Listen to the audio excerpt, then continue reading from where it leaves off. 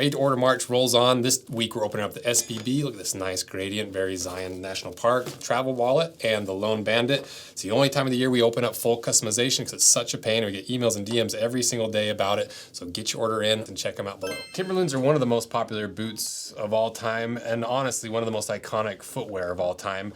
And where there's an iconic design, MSCHF is usually right around the corner working on some ridiculous over-the-top superlative version of almost a cartoon caricature of a popular boot. And celebrities love them, normal people love them, somehow people get the brave confidence to wear some of these out in public, especially those big red boots. So this MSCHF 2x4 boot, we're gonna cut this thing in half, run it through our test to really figure out, is this an actual wearable boot? How do they build this thing? Why they decided to do a spin-off of the classic Tims? Is Timberland gonna come after them? And are these wearable or just terrible? And to really understand why MSCHF is doing this spin on the Timberlands, you have to kind of understand who Timberland is and why it's so popular and why it's such a cultural icon. And so Colin's gonna give you a quick breakdown of their history. If you wanna see more about their history and more of their boots, go watch our other reviews, but here's Colin. In the 1980s, Timberlands became a youth fashion statement in Europe, starting in Italian boutique shops, which essentially started the process of Timberlands moving away from a functional waterproof boot to a lifestyle brand. Then, in the 90s, in New York, they really started to blow up. Allegedly, the popularity started because drug dealers were buying them to have comfortable, dry shoes to use all night. These corner drug dealers were kind of style influencers and would have the cutting. Young people in Harlem would travel all the way to Midtown to purchase Timberland boots, which grew to have a significant value in predominantly black neighborhoods. Biggie Smalls was photographed wearing the boots during multiple performances and rapped about his Tims for my hooligans in Brooklyn in his 1997 song Hypnotize. While Nas wore them throughout his 25-year career and rapped with lyrics like "Suede Tims on my feet makes my cipher complete" in his 1994 song The World Is Yours. All of these factors turned Timberlands into the must-have unofficial boot of New York City. It's dead brick, fam. Between 1991 and 2000, Timberland's profits increased from 80 million to over 500 million, and by 2000, revenues surpassed $1 billion. According to the SEC, Timberland was estimated to be worth 1.54 billion in 2017, and the cultural significance still remains. So you can understand, with such a long history and such a culturally significant history, with people wearing them from anywhere on the streets of New York to literally construction sites literally just down the road, Timberlands are just everywhere. They mean so much to so many people, and they're such a reliable boot that that's part of what made them so famous. So what is this boot that MSCHF is made based off of that? Well, the brand is MSCHF. The style is the 2x4, or the 2x4, if you're where I'm from. They weigh 2 pounds, 11 ounces, pretty heavy. They retail for 400-ish. There's a question mark by it, so I'm not sure if we actually know how much it is, so it might just be a big question mark. They're made in China, and we don't know how they're positioned because we're recording this before they're released. So shout out to MSCHF for sending us these. It's so fun to do these. I love doing MSCHF videos. But if you do want a pair of these, be sure to check out the links or the QR codes or wherever the link is to buy a pair of these before they're gone, because a lot of times these MSCHF drops sell out really quick. So now let's start actually looking at this boot. What is it? How is it built? What are the materials? Well, one thing you might have noticed right off the bat is that's different from regular Timberlands is Timberlands are made of a nubuck leather that's a typical leather, but it's lightly sanded on top to give it that microfiber finish. It's a high quality leather, it's waterproof. And what is the 2x4 made out of? It's basically all rubber all the way through, which still gives you that waterproof aspect of Timberlands, but it's not leather, obviously it's rubber, so that's a very big difference.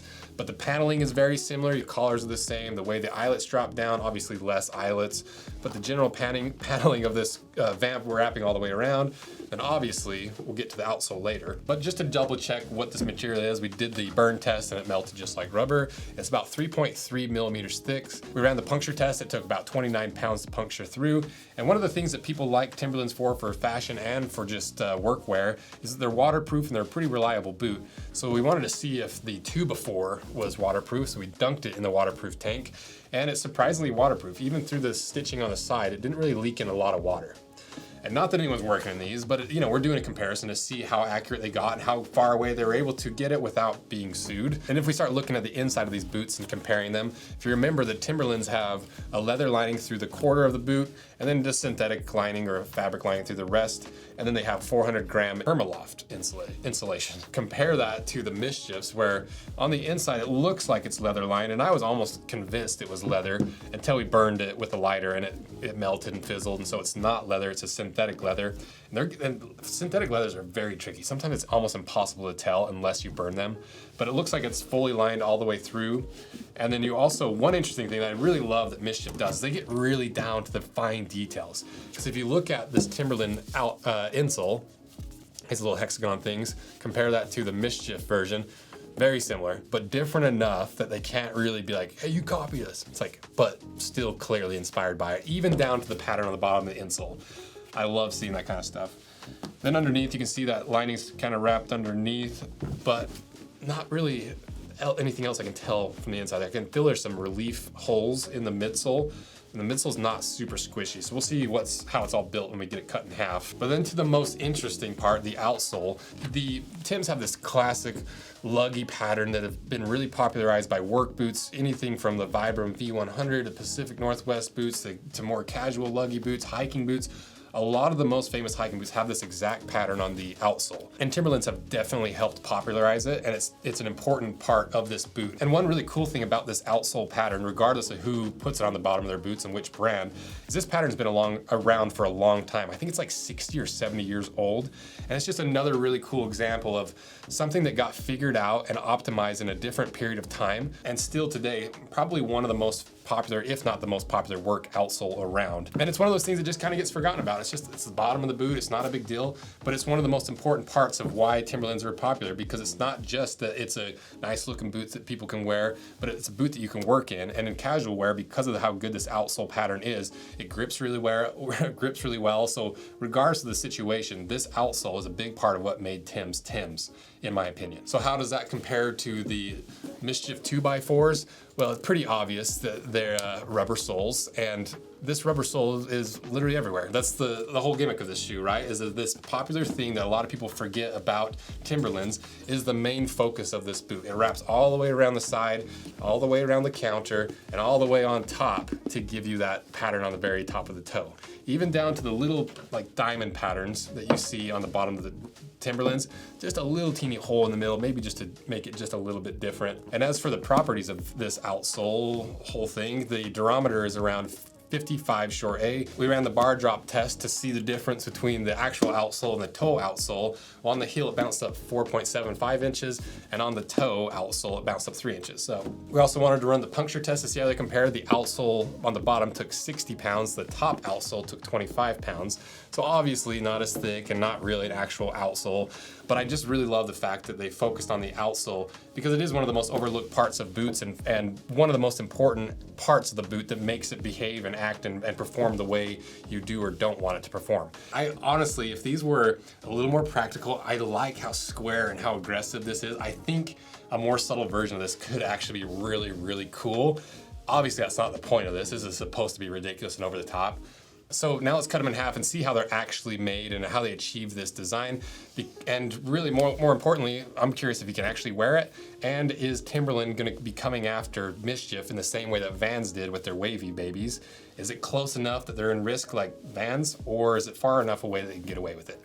Well, let's find out. The Clayton wallet is our #1 selling wallet. This is a really complex wallet. It's a big dad wallet. I think it's part of why it's so popular because you got your cash pocket, you've got 4 card slots, and then you've got the little stash pockets on the side here for receipts, more cards, whatever. So to me, it's kind of the traditional wallet made as traditionally as possible with thick veg tan leather, hand sewing. We don't use sewing machines, just 2 needles, 1 thread, sewing it together. But the one thing that I love the most about this wallet is how it's made and the design that I put into this a few years ago, because this whole wallet with all those pockets is held together with 2 stitches. That's it, just 2 stitches wrapping all the way around here and all the way around here. And all those pockets have different heights and different ways they attach with that 1 stitch on each side. And so part of how we get away with that is the way this folds on the inside. So see, there's the flesh side. Not only does it look nice with the contrast, but it helps you reduce the stitching because you have a little pocket that the cards sit in. And then obviously the front pockets sit a little bit lower. Ultimately, I just love how complex this wallet is, but how simply it's constructed because of the time and energy and the amount of design work we put into this wallet to make it so simple, but so complex.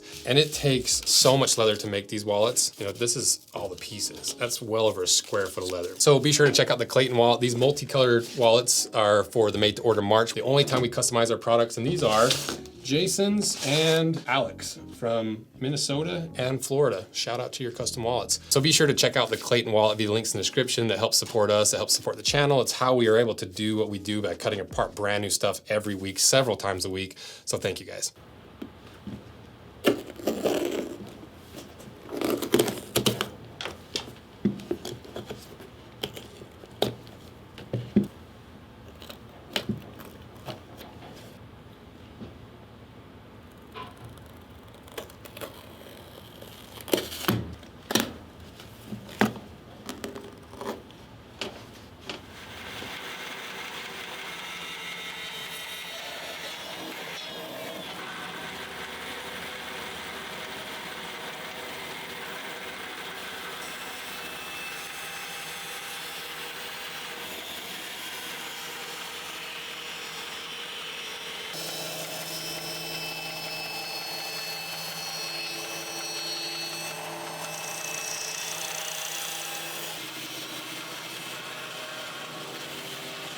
All right, we got them cut in half, and if you're not subscribed, consider subscribing because it's a really easy way to support us and be able to convince these guys to send us this wacky stuff to show you not just how they look on feet and if they're cool or not, but like what these actually are and the engineering behind them and more of the story behind why they do what they do with certain brands. So consider subscribing if you're not, and if you are, thank you. So now let's see what's inside.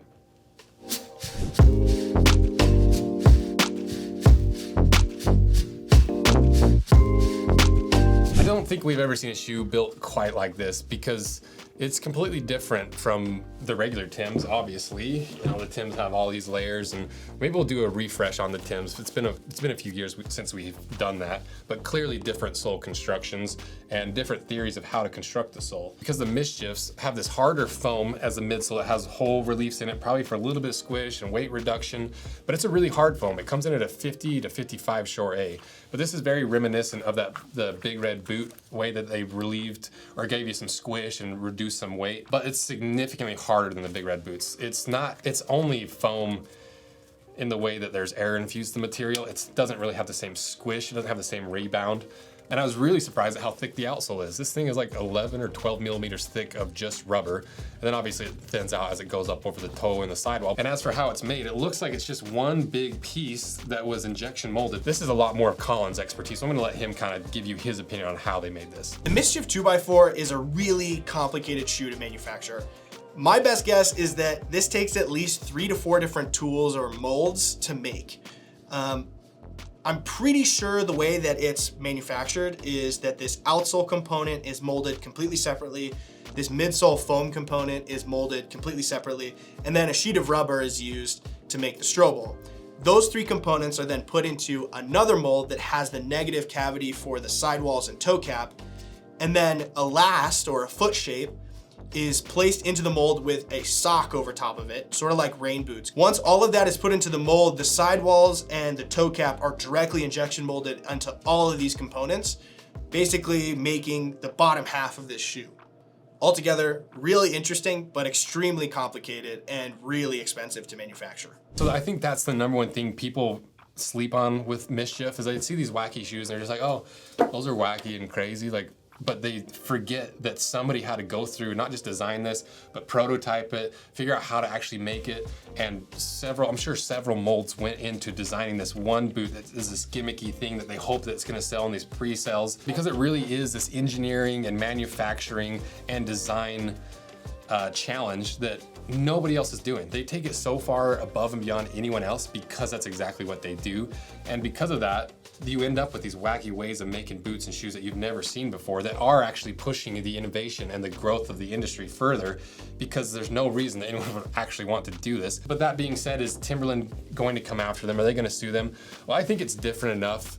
And the fact that every other cheap work boot company out there has an exact clone of Timberlands, I don't see them going after MSCHFs specifically. But keep in mind, Vans did this exact same thing to MSCHF with the Wavy Baby. And a lot of people agreed with Vans, but me personally, I just thought it was dumb. I was like, come on, Vans, you're like the counterculture skate sneaker. You're over here on your soapbox telling people they shouldn't steal your designs and like it's too close to your design, even though it looks nothing like it. It's clearly an artistic interpretation of Vans. You never know, the Wavy Baby looks so ridiculous. It looks more ridiculous than this. And the fact that Vans got their panties in a wad over that is exactly why I think MSCHF is cool and kind of important, because it really is art. That's the purpose of art. Someone has to poke the bear, and that's what MSCHF does. So finally, are these terrible or wearable? I think these are pretty wearable. They're pretty comfortable. You know, they're heavy, they're kind of clunky, but compared to some of the other stuff, like the Wavy Babies were really hard to wear, the Big Red boots are pretty hard to wear. These are more wearable than some of the other ones. So I think you could buy these and wear these if you're brave enough to do so. I just want to see someone fully clad in Timberland everything. I want to see the Timberland night. So one of you guys do that, please. So let me know what you think, and thanks to MSCHF for sending us these boots to show you guys how they're built and what they're actually doing. And thank you guys for supporting everything that we do. And let me know what other MSCHF stuff you want us to cut apart and what other ridiculous footwear you'd like to see. And thank you guys. See ya.